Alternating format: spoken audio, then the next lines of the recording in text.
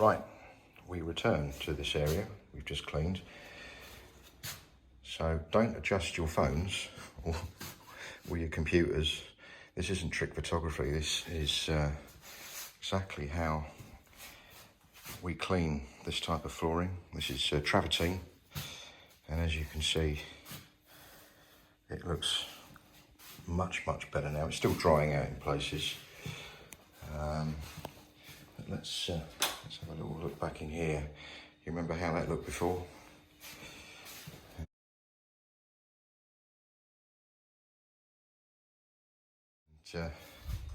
It's now looking so much better.